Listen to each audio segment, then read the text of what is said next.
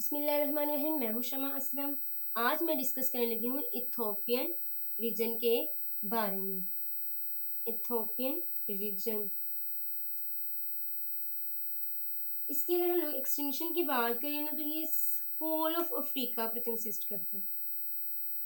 Extent of Ethiopian reason, तो ये किस पे कंसिस्ट करता है? होल अफ्रीका पे, होल अफ्रीका सवाए इसके नॉर्दर्न पार्ट के, जो इसमें जो है ना पैलेआर्कटिक रीजन है, सारे के सारे किस पे कंसिस्ट करता है? होल अफ्रीका पे, except except its northern part. और ये जो नॉर्दर्न पार्ट है ये किसके साथ है इंक्लूडेड? पैलेआर्कटिक रीजन के साथ। आर्कटिक रीजन, ये जो पैलेआर्कटिक रीजन और इसका जो साउदर्न पार्ट है उसमें अरेबिया इंक्लूड है। नॉर्दर्न में ये और साउथ में क्या? साउदर्न पार्ट में अरेबिया। बाकी सारे सारे किस पे कंसिस्ट है? होल अफ्रीका के ऊपर। सारा सारा क्या इंक्लूड है इसमें? इथोपियन रीजन में होल अफ्रीका सवाए नॉर्दर्न पार्ट के, जिसमें क्या है? पैलेआर्कटिक रीजन इंक्लूडेड है, और साउदर्न पार्ट में अरेबिया।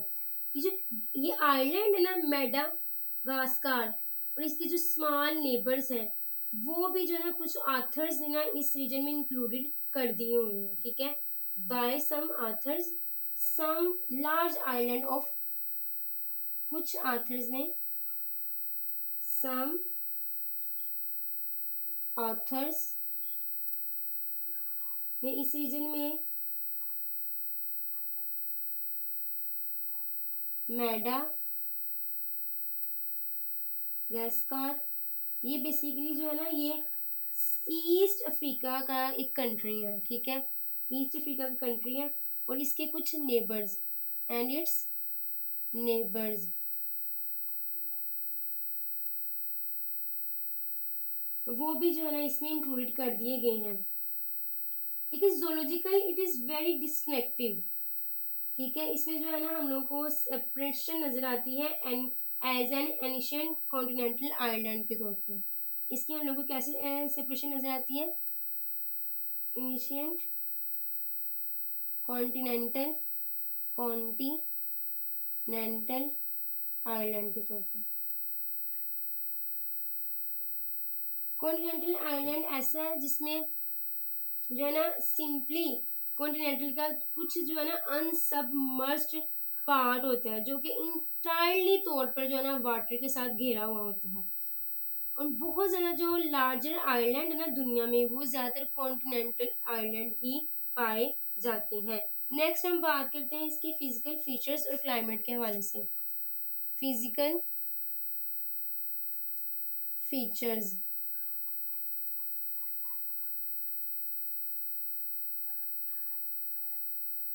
फिजिकल फीचर्स और क्लाइमेट।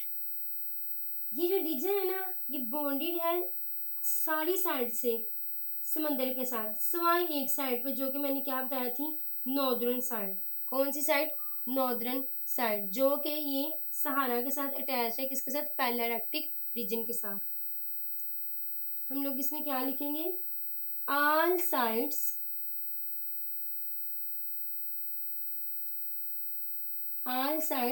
बाउंडेड बाय सी। ठीक है, जबकि सिर्फ और सिर्फ सिवाय किस पार्ट के? नॉर्दर्न पार्ट के, जो कि किसके साथ अटैच है? सहारा के साथ। और सहारा की मदद से ये पैलेआर्कटिक रीजन के साथ जो है ना इथोपियन रीजन अटैच होता है। नॉर्थ पार्ट जो है ना उसमें क्या इंक्लूडेड है? सहारा डेजर्ट। ये जो डेजर्ट है ना ये इफेक्टिव बैरियर है पैलेआर्कटिक और इथोपियन रीजन के दरमियान। ये क्या है? इफेक्टिव बैरियर है। मैं आपको यहाँ पे रिप्रेजेंट करके भी दिखा देती हूँ। ये अगर हमारे पास क्या है जी, पैलेआर्कटिक रीजन है ना, आर्कटिक रीजन, और ये है जी नेरेटिक रीजन। और इस तरफ से हमारे पास आ जाता है जी, ये इथोपियन रीजन है और ये ओरिएंटल है और ये ऑस्ट्रेलियन रीजन आ जाता है। और यहाँ पे जी है न्यू ट्रॉपिकल रीजन, ठीक है। और इसके साथ ये है जी ओशेनिक रीजन। अब ये पैलेआर्कटिक और ये जो इथोपियन है ना, ये आपस में एक जो है ना सहारा डेजर्ट की मदद से जो आपस में जो है ना वो सेपरेट हुए हैं। ये क्या है, एक सहारा डेजर्ट इनके दरमियान एक बैरियर के तौर पर काम कर रहा है। इसके तौर पर काम कर रहा है, एक बैरियर के तौर पर काम कर रहा है। और ये किस पार्ट में है, इसके नॉर्दर्न पार्ट में। अब नेक्स्ट है जी इसकी जो है ना तकरीबन जो है ना होल अफ्रीका वो लाइज बिटवीन द ट्रॉपिक्स। ये जो कंडीशन है लाइफ की ज़्यादा जो है ना मच मोर यूनिफॉर्म कर देती है वहाँ पे, क्योंकि इसके पास बड़े बड़े दरिया हैं, ज़बरदस्त किस्म की माउंटेन्स मौजूद है, ग्रासी प्लेन्स मौजूद है, ठीक है। और थिक फॉरेस्ट जो है ना इसके पास है। अगर इसको मैं लिख भी लेती हूँ, होल अफ्रीका, होल ऑल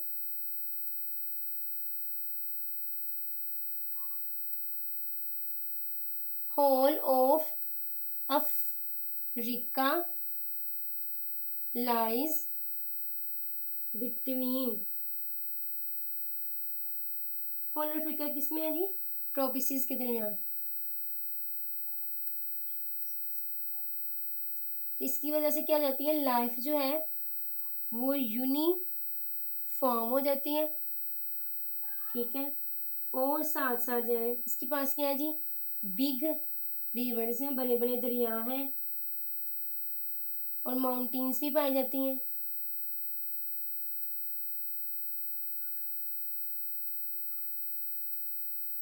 और जबरदस्त किस्म के जो ना वास्ट ग्रासी मैदान भी मौजूद है, वास्ट ग्रासी प्लांट्स भी मौजूद हैं।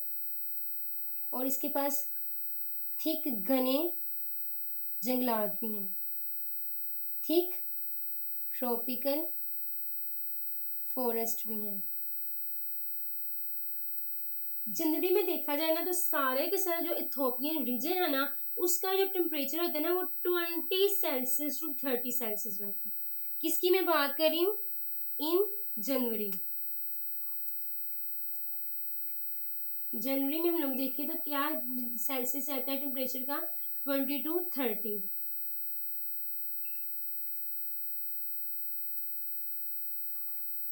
जनवरी में सारा का सारा इथोपियन रीजन है उसका टेम्परेचर क्या रहता है, 20 to 30 डिग्री सेल्सियस, ठीक है। लेकिन स्टिल जो हायर टेम्परेचर होता है ना वो सेंट्रल अफ्रीका में होता है। फिर भी जो still higher temperature in central Africa, central Africa में जो है ना हायर रीजन जो है ना हाईएस्ट टेम्परेचर की भी पाया जाता है। ये जो डिस्ट्रीब्यूशन है ना पौधों की और जानवरों की वो सारे के सारे जो है ना इन फैक्टर्स के ऊपर इन्फ्लुएंस करती है, ठीक है। दूसरे लफ्जों में distribution of plants and animals is more influenced by moisture than by temperature. Temperature की बजाय जो है ना पौधों और जानवरों की जो डिस्ट्रीब्यूशन है वो नमी के ऊपर जो है ना वो डिपेंड करती है। नेक्स्ट बात करते हैं हम लोग जोलॉजिकल करेक्टरिस्टिक्स के हवाले से। zoological characteristics of Ethiopian region।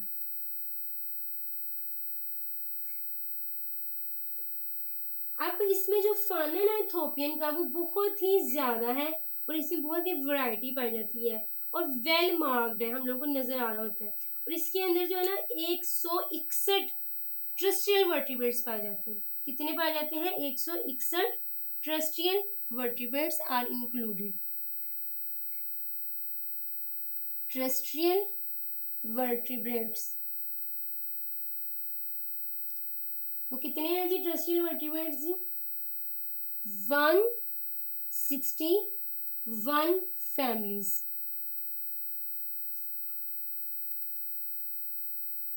इसके अलावा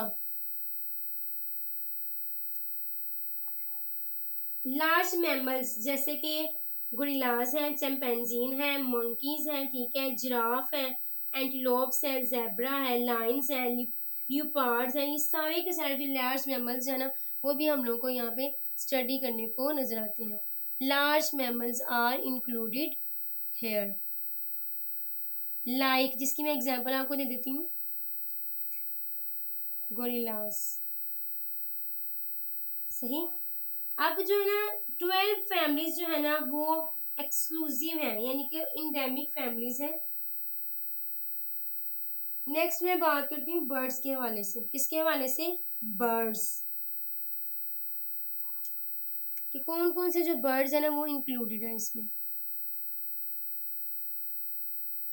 बर्ड्स की बात की जाए तो वो बहुत ही ज़्यादा न्यूमरस हैं, बहुत ही ज़्यादा तादाद में पाए जाते हैं। न्यूमरस है, कसरत से पाए जाते हैं, जिसकी मतलब जिसमें हॉर्न बिल आ जाता है, हॉर्न हॉर्न बिल्स आ जाते हैं, ठीक है, वुड पिकर्स आ जाते हैं, वुड पिकर्स आ जाते हैं, ठीक है, किंग फिशर्स आ जाती हैं, बी ईटर्स आ जाते हैं। और 6 ऐसी फैमिलीज हैं जो कि खास किस्म की ना खसूसियात रखती हैं इस रीजन में। और वो कौन सी 6 फैमिलीज हैं उसको हम लोग जो है ना नेक्स्ट जो है ना वो डिस्कस करते हैं। 6 unique families of birds that represent Ethiopian region. किसकी हम बात करने लगे हैं? 6 यूनिक फैमिलीज की। 6 यूनिक फैमिली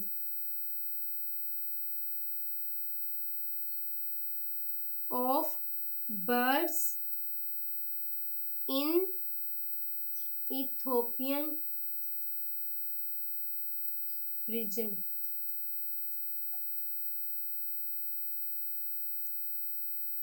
अब वो है जी ऑस्ट्रिक्स है, ठीक है, स्क्रिटरी बर्ड है, ऑस्ट्रिक स्क्रिटरी बर्ड। कौन कौन इंक्लूडेड है जी? मैंने फिलहाल 2 आपको बताई हैं। एक तो है जी ऑस्ट्रिक, ठीक है, दूसरी है जी स्क्रिटरी बर्ड, ठीक है, and the third is the hammer heads and the fourth is the crested caucus. क्या है जी? Crested turacos and the fifth is the mouse bird. Fifth कौन सी है जी? Mouse bird.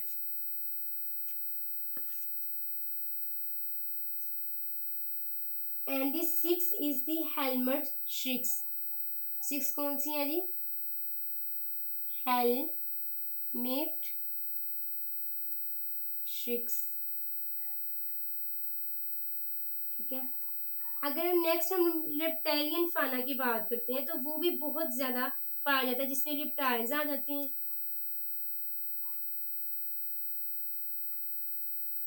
रेप्टेलियन फाना वो क्या है? बहुत ही ज्यादा है, वेरी रिच। वो क्या है? वेरी रिच, बहुत ही ज्यादा है। और इसमें रेप्टाइल्स कौन कौन से आ जाते हैं?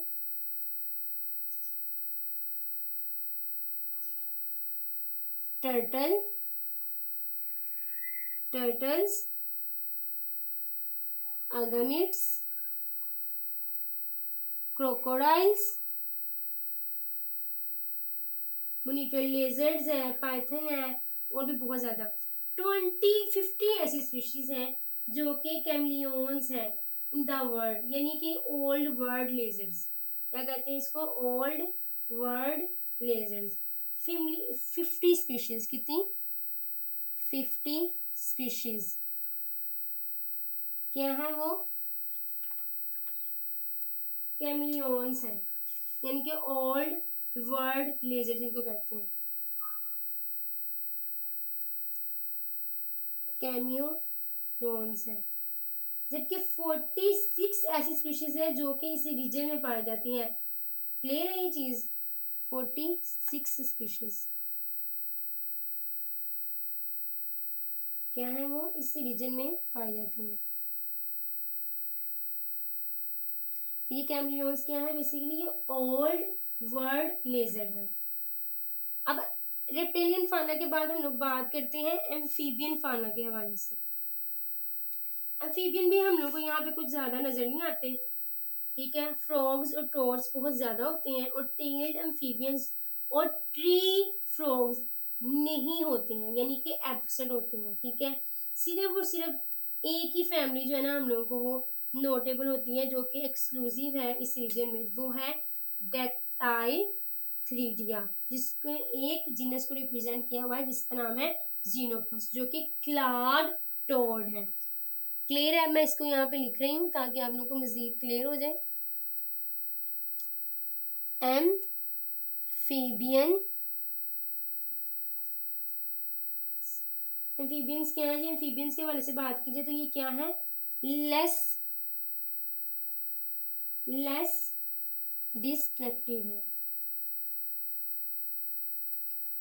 फ्रॉग और टोड्स न्यूमरस है, ठीक है। टेल्ड एम्फीबियंस और ट्री फ्रॉग्स एब्सेंट है।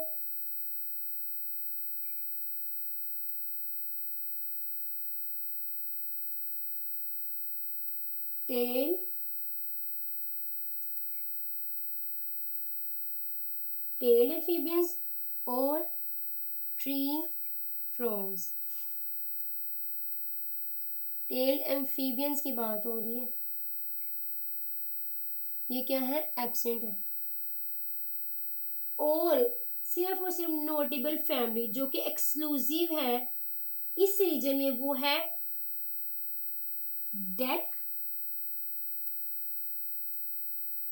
डेक्टाइल थ्रीडिया। और ये जो डेक्टाइल थ्रीडिया जो फैमिली है ना, ये एक जीनस को रिप्रेजेंट कर रही होती है। किसको? जीनस को, जिसका नाम है जीनोपस। और ये जो जीनोपस है ये है क्लाड टोड। ये क्या है? क्लाड टोड है। इथोपियन फिश फाना की बात करें, किसकी? इथोपियन फिश फाना, तो वो भी डाइवर्स है। इसमें भी बहुत ज्यादा जो है ना प्रीमिटिव ग्रुप्स हम लोग को स्टडी करने को मिलते हैं, जैसे कि पोलीपैट्रियस है, प्रोटोपैट्रियस है, और मोलमिराइड्स है, और बहुत ज्यादा दूसरे। कौन से हैं जी? फिश के हवाले से बात करें तो इसमें क्या आ जाता है? फिश डाइवर्स फॉर्म में भी यहाँ पे एग्जिस्ट करती है, डाइवर्सिटी इसकी पाई जाती है, ठीक है। इसमें मैनी प्रीमेटिव ग्रुप्स हैं, और इन प्रीमेटिव ग्रुप्स में क्या चीजें आ जाती हैं? जैसे कि है जी